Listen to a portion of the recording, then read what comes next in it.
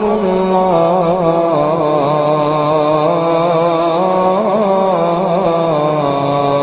أكبر۔ اللہ کی ذکر کی کیفیت اہل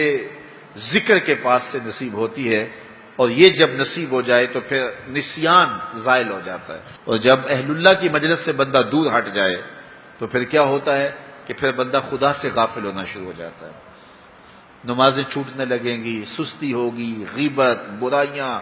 اور کیا کچھ زندگی کے اندر پیدا ہو جائے گا۔ وہ کسی زمانے میں ایک گاؤں کے مولوی صاحب کے بارے میں یہ خبر پہنچی کہ انہوں نے اسلام کو چھوڑ دیا ہے اور عیسائیت قبول کر لی۔ تو جو قریبی شہر کے علماء تھے انہیں بڑی تشویش ہوئی، تو علماء کا ایک گروہ ان کے پاس گیا اور جا کے کہا حضرت ماجرا کیا ہوا؟ انہوں نے کہا جی میں ایک دن نماز پڑھانے کے لیے صبح فجر کے وقت نکلا، ٹھنڈے پانی سے وضو کیا تھا،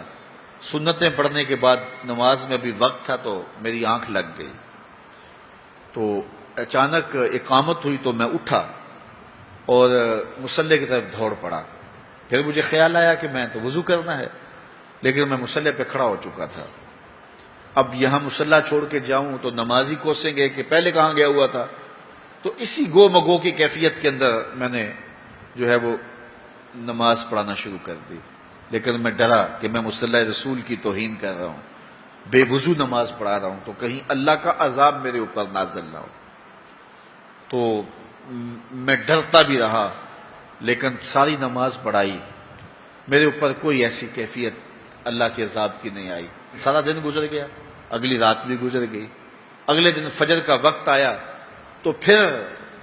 میرا وضو ٹوٹ گیا، تو پھر میں نے کہا اب ٹھنڈے پانی سے وضو کیا کرنا ہے، پھر میں مصلی پہ چڑھ گیا، حتیٰ کہ میری عادت ہو گئی، اور میں پہلے تو ڈرتا تھا کہ اللہ کا عذاب میرے اوپر نازل نہ ہو، اور پھر یہ بھی خوف ختم ہو گیا۔ پھر ایک دن میں غسل کی حاجت سے تھا اور میں نے غسل کرنے کی بجائے فجر کی نماز پڑھا دی، اس دن میں دوبارہ ڈرا کہ کہیں اللہ کا عذاب نازل نہ ہو جائے، تو کہا سلام پھیرا تو میرے اوپر اللہ کا کوئی عذاب نازل نہیں ہوا، تو میں نے اسلام کو چھوڑ دیا کہ اسلام سچا دین ہوتا تو میں اتنی توہین کی ہے مصلی رسول کی، اتنی توہین کی ہے اللہ کے گھر کی، تو میرے اوپر کوئی عذاب آتا، تو میرے اوپر کوئی عذاب نہیں آیا تو میں پھر واپس ہو گیا، تو میں عیسائیت قبول کر لیا۔ تو علماء نے کہا کہ تیرے اوپر کوئی عذاب نہیں آیا، اس سے بڑا عذاب کیا ہو سکتا ہے، رب نے اپنا دین چھین لیا ہے، اس سے اور بڑا عذاب کیا ہو سکتا ہے، اس نے اپنا پیارا دین، محبوب دین تجھ سے چھین لیا ہے، اب جا بھٹکتا پھر، دھکے کھاتا پھر، تیرے سے وہ جو نور تھا وہ تو ہم نے نکال لیا، اب ایک بت رہ گیا۔ یہ سزا کتنی بڑی سزا ہے، لیکن انسان مادی سزاؤں کو سزا سمجھتا ہے، وہ سمجھتا ہے کہ دولت چھین لی جائے گی، کاروبار بند کر دیا جائے گا، مجھے پریشانیاں آئیں گی، میرے اعضائے بدنیاں توڑ دیے جائیں گے، آنکھوں کی بینائی اچک لی جائے گی، میرا ایکسیڈنٹ ہو جائے گا تو یہ سزا ہے، پتھر اتریں گے تو یہ سزا ہے۔ کہا یہ بھی سزا کی صورتیں تو ہیں لیکن یہ سزا اوروں کو دی جاتی ہے، لیکن یہ کتنی گہری سزا ہے، فَأَنْسَاهُمْ أَنفُسَهُمْ، انہیں ان کی ذاتوں سے بے خبر کر دیا جائے، انہیں پتہ ہی نہ ہو کہ ہم دنیا پہ آئے کس لیے ہیں، مقصد حیات کیا ہے، ساری زندگی یوں گزار کے چلے گئے جس طرح ایک جانور گزار کے چلا جاتا ہے، کھایا پیا سویا آرام کیا چلے گئے، صرف اپنی خواہشات نفس کی تکمیل میں زندگی گزار دی۔ وہ تجھے اشرف بنایا ہے، تیرے سینے میں دھڑکتا دل رکھا ہے، تجھے اس نے اپنی امانتوں کا امین بنایا ہے، تو یہ بوجھ اٹھا کے چل پھر رہا ہے، اور اگر اس نے اس کو اتار دیا تو پھر یہ بہائم اور چوپایا ہو گیا۔ اولئک کالانعام بل ہم اضل، فرمایا یہ چوپایا ہے، چوپائے سے بھی بدتر ہے،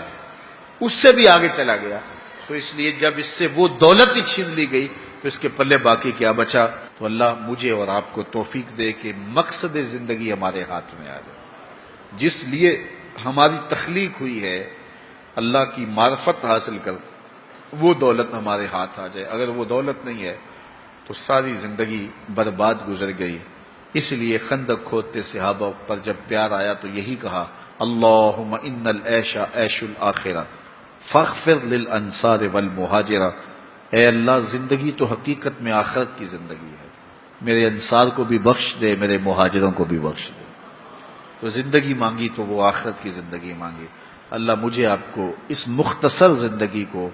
یاد الہی میں گزارنے کی توفیق دے۔